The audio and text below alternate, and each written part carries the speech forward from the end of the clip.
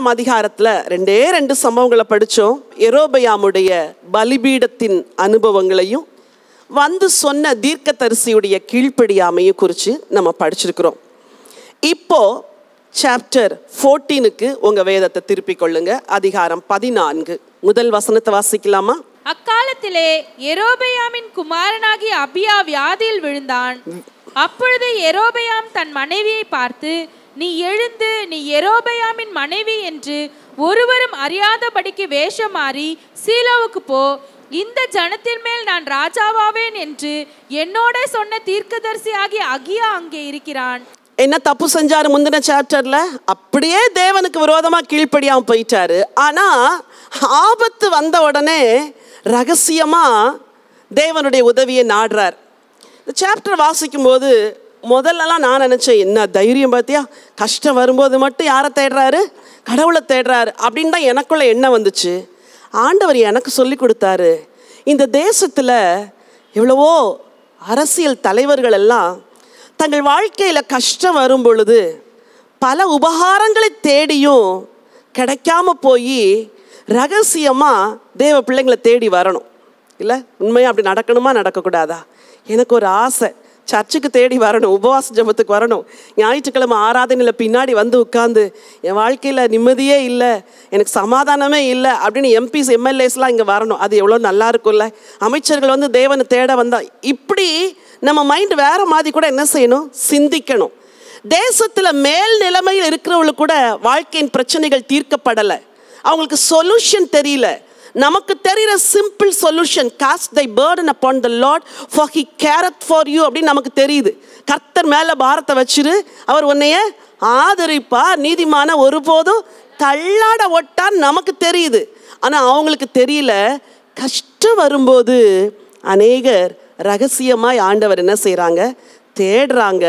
அப்படி தேட வைங்க ஆண்டவரே அப்படின்னு நம்ம ஜெபம் பண்ணணும். சரி, தன்னுடைய மனைவியை அனுப்பி சொல்கிறாரு, நான் வந்து இப்படி ராஜாவை ஆவேன் அப்படின்னு ஒரு ப்ராஃபட் சொன்னார்.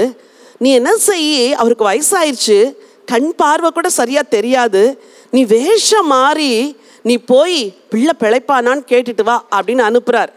சில சமயம் மனைவிகளுக்கு தர்ம சங்கடமான நிலைமைகள் இப்படி வரும். இல்லை ஃபோன் வந்தால் தூக்கி கொடுத்தோம், நீ பேசு, இல்லை நீங்கள் பேசுங்க, இல்லை நீ பேசு, இல்லை நீங்கள் பேசுங்க. தர்ம சங்கடங்களெல்லாம் சில சமயம் மாற்றப்படும். வேறு வழியே இல்லை. அவள் என்ன செய்கிறா? சொல்லிட்டாரு, போய்த்தானே ஆகணும்னு போகிறாங்க. அங்கே போனால் வீட்டு வாசலுக்குள்ளே வர்றதுக்கு முன்னாடியே கர்த்தர் ப்ராஃபட்டை சொல்லிட்டார், இங்கே பாரு ராஜாவுடைய மனைவி எப்படி வரா, வேஷம் மாதிரி வரா, நான் பதில் தர மாட்டேன்ப்பா, இதை நீ சொல்லணும் அப்படின்னு சொல்கிறார். சம்பவத்தை வாசிக்கும் பொழுது ரொம்ப ஆச்சரியப்பட்டேன். இவ்வளோ ஒரு நல்ல தேவன், கண்ணு பார்வை இல்லை, வயசு ஆயிடுச்சு, ஆனாலும் அபிஷேகம் குறையலைல்ல. நம்ம வாழ்க்கையில் சாகிற வரைக்கும் நம்ம மேலே இருக்கிற அபிஷேகம் குறையக்கூடாது.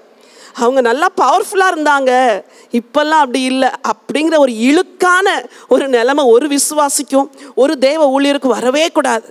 நான் ஆண்டவற்றை அப்படித்தான் கேட்குறேன், ஆண்டவரே நான் மரணம் அடைகிற கடைசி நேரம் வரைக்கும் கூட என் மேலே இருக்கிற அபிஷேகம் குறையக்கூடாது. ஆண்டவரே நான் உங்களை நேசிக்கிற நேசம் குறையக்கூடாது. உங்களை நான் ஆத்மார்த்தமாக நான் இன்னும் அதிகமாக தான் நேசிக்கணுமே ஒழிய அன்பு குறைஞ்சிடக்கூடாது, என் ஜெபத்தில் வல்லமாக குறைஞ்சிடக்கூடாது. இது நீங்கள் ஒவ்வொருத்தரும் பண்ண வேண்டிய ஜெபம்.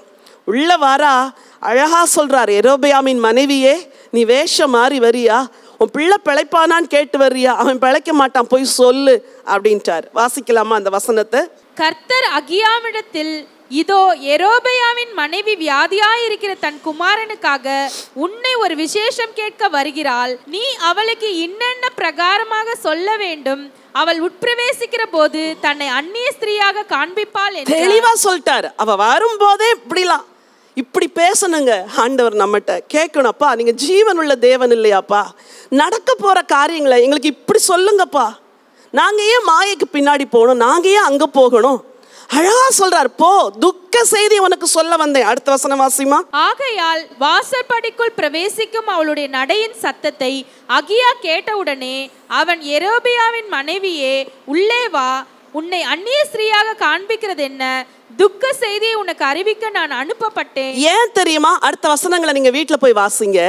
நீ கீழான நிலைமையில் இருந்தப்போ உன்னை மேலா உயர்த்தி வச்சேன், 10 கோத்திரத்தை கொடுத்தேன், உனக்கு மேன்மையை தந்தேன். இவ்வளோ செஞ்சு கூட நீ பொல்லாப்பா நடந்த. இது யெரொபெயாமுக்கு சொல்லப்படுற வார்த்தை கிடையாது, இன்னைக்கு நம்ம எல்லாருக்கும் சொல்லப்படுற வார்த்தை.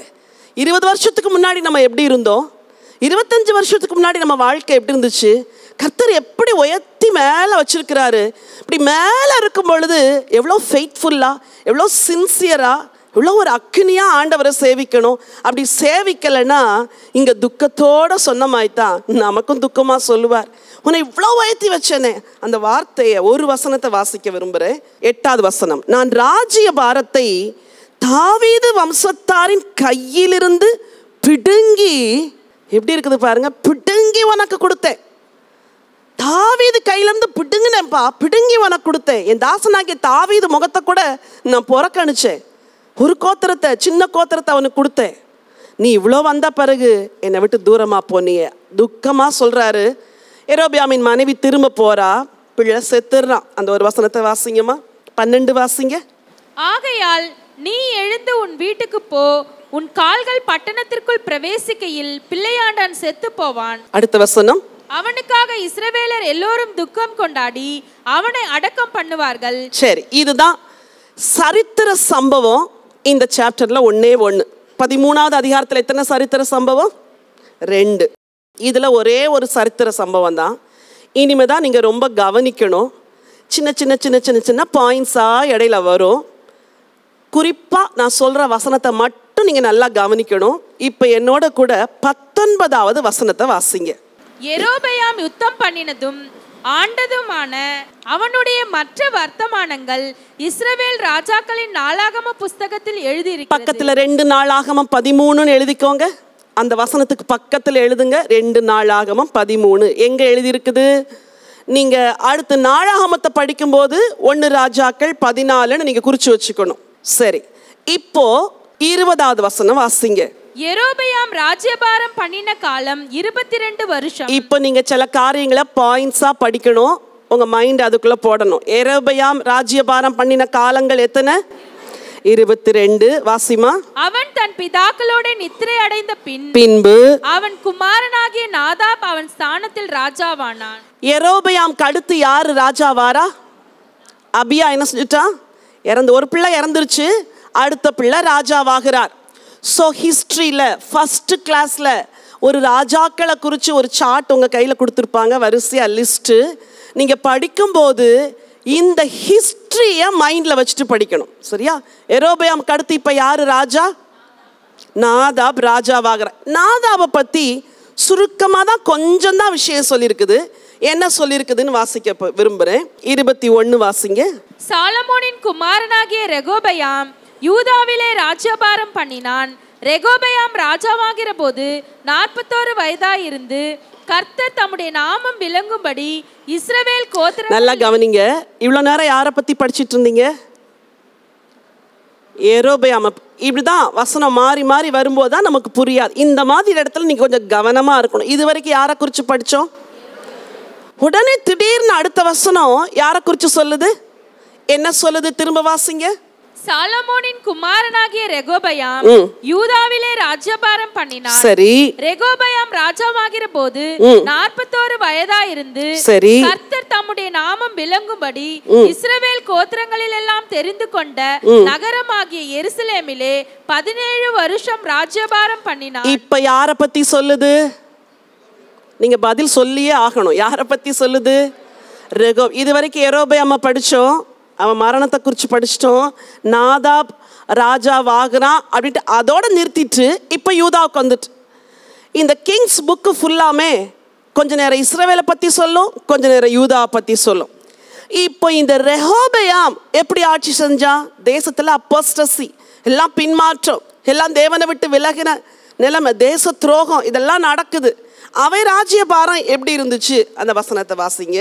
யூதா ஜனங்கள் கர்த்தரின் பார்வைகளுக்கு பொல்லாப்பானதை செய்து தாங்கள் செய்து வருகிற தங்களுடைய பாவங்களினால் தங்கள் பிதாக்கள் செய்த எல்லாவற்றை பார்க்கிலும் அவருக்கு அதிக எரிச்சலை மூட்டினார். ரொம்ப எரிச்சல் மூட்டினாங்க. அடுத்த வசனம்.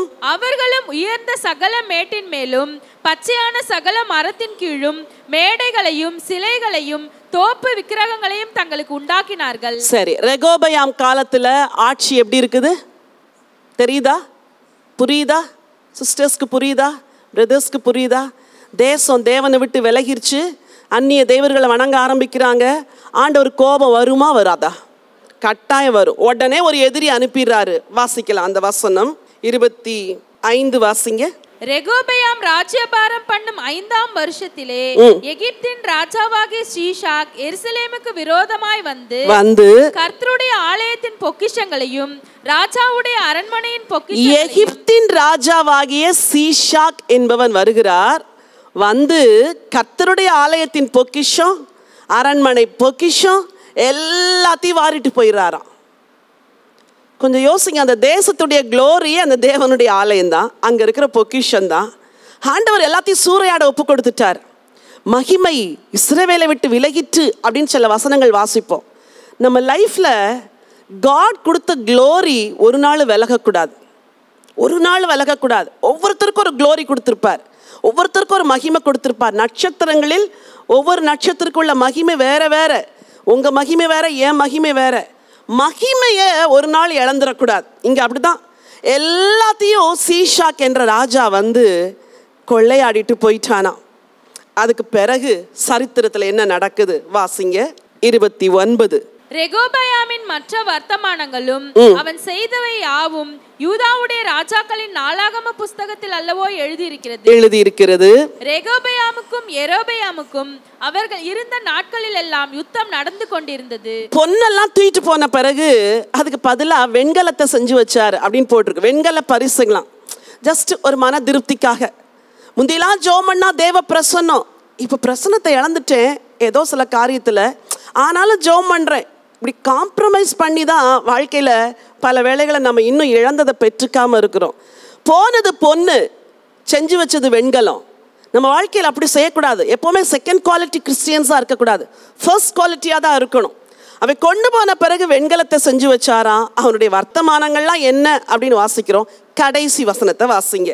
ரெகோபெயாம் தன் பிதாக்களோட நித்திரை அடைந்து தாவீதின் நகரத்தில் தன் பிதாக்கள் அண்டையில் அடக்கம் பண்ணப்பட்டான். சரி. அம்மோன் ஜாதியான அவன் தாய்க்கு நாமால் என்று பேர். சரி. அவன் குமாரனாகிய அபியாம் அவன் ஸ்தானத்தில் ராஜாவானான். சரி, உங்க கையில ஒரு சார்ட் இருக்குதா?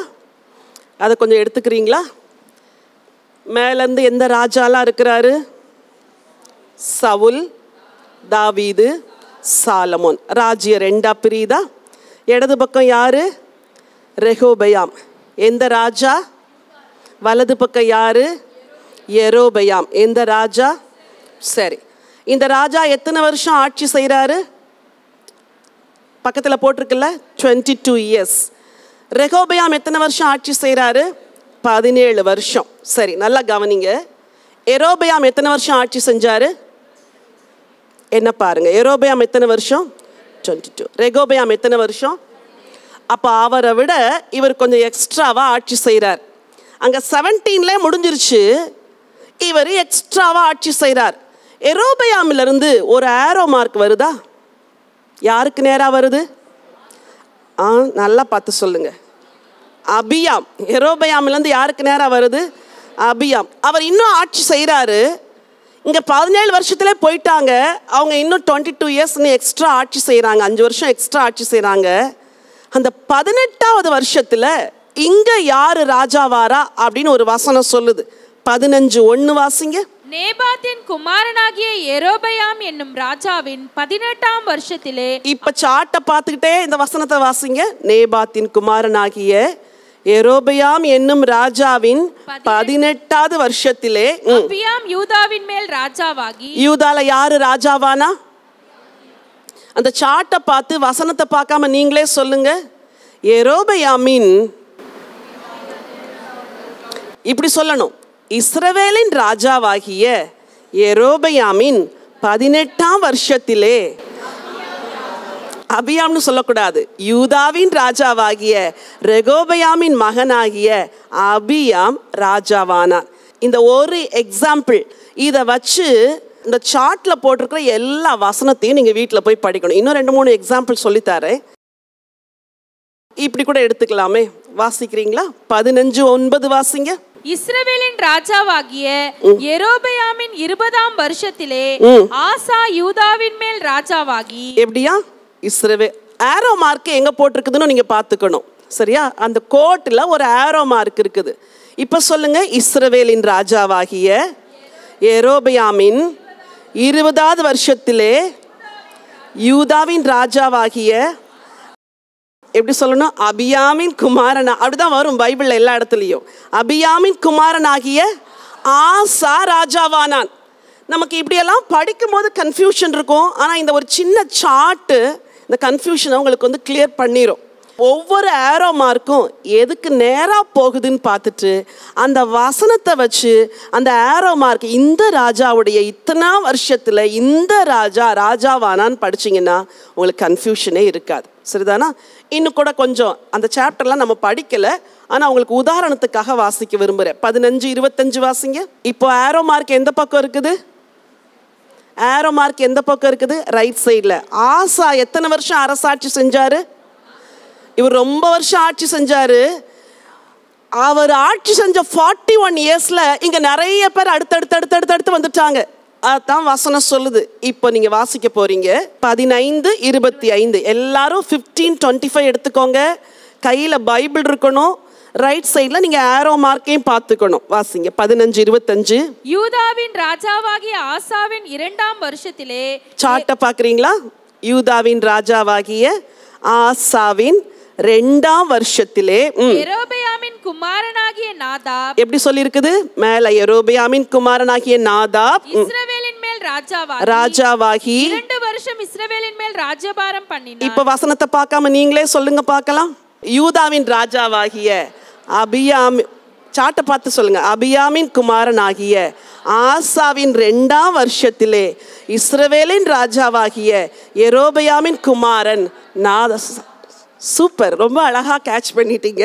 அடுத்த வசனம் வாசிக்கலாமா? 15-27-28 வாசிங்கம்மா. இசக்கார் வம்சத்தான் ஆகிய அகியாவின் குமாரனான பாஷா. நல்லா கவனிங்க. ரைட் சைட்ல அவனுடைய குமாரன் இவன் வராது. ஏன்னா இஸ்ரவேல் ராஜா ஒருத்தர் கொண்டு ஒவ்வொரு கோத்திரத்திலிருந்து வருவாங்க.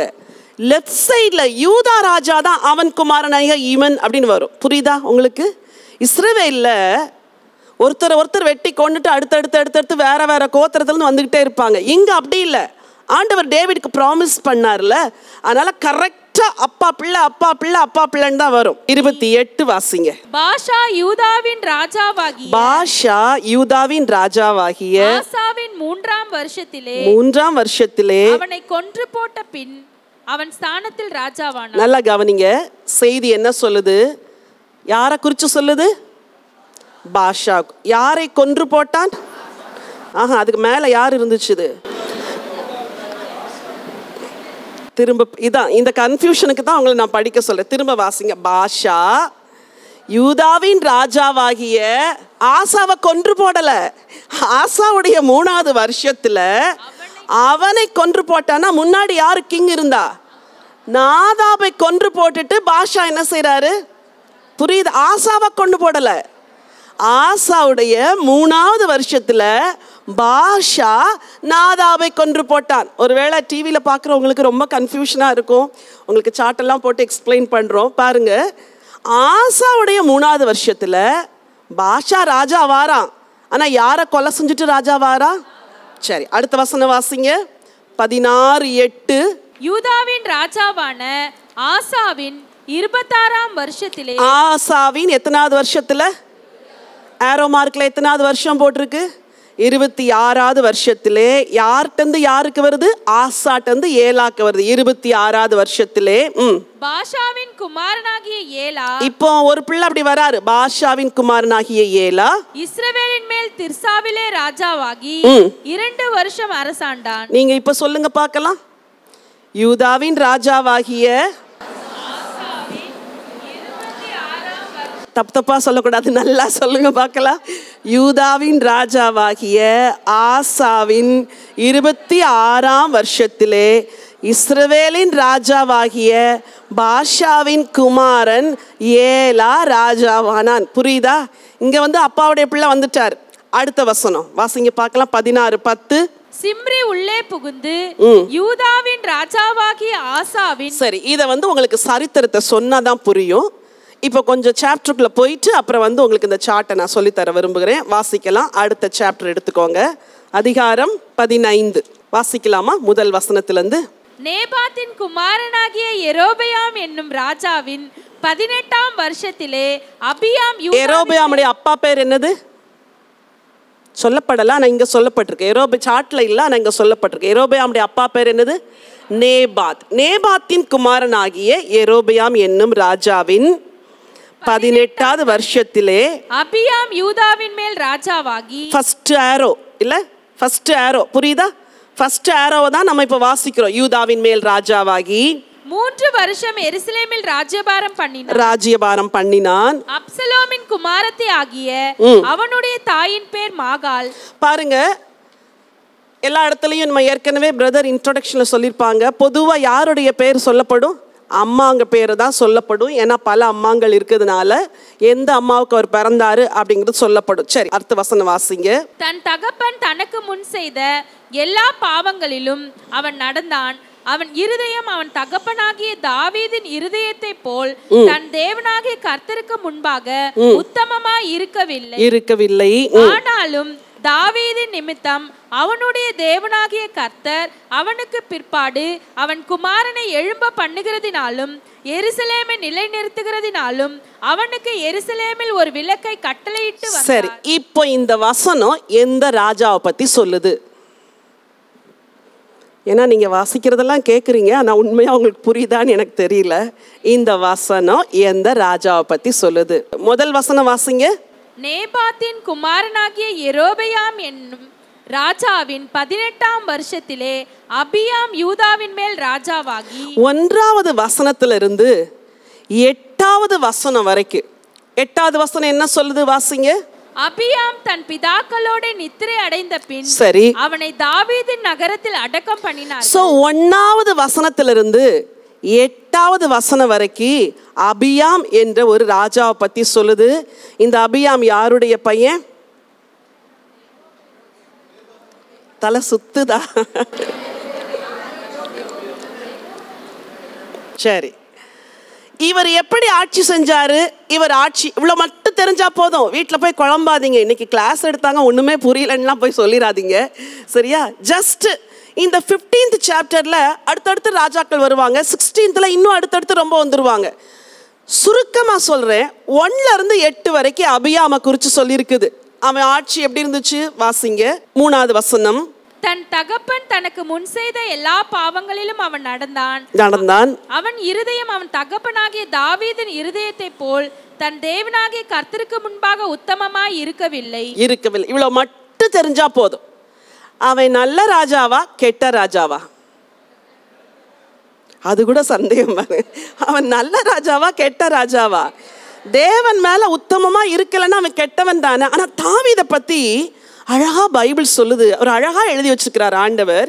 தாவீது ஏத்தியன் ஆகிய 5வது வசனம். உரியாவின் சங்கதி ஒன்று தவிர கர்த்தர் தனக்கு கட்டளையிட்டதிலே தான் உயிரோடு இருந்த நாளெல்லாம் ஒன்றையும் விட்டு விலகாமல் அவர் பார்வைக்கு செம்மையானதை. பியூட்டிஃபுல். ஒன்னுல தப்பு செஞ்சுட்டான், மீதி 1ல கூட அவன் தப்பு செய்யல. ஆண்டவர் அதை கூட மறைக்காத எழுதி வச்சுட்டார். அந்த 1 தான் விழுந்துட்டான். வாழ்க்கையில விழுகிறது சகஜம், ஆனா திரும்ப எழும்பிடணும்.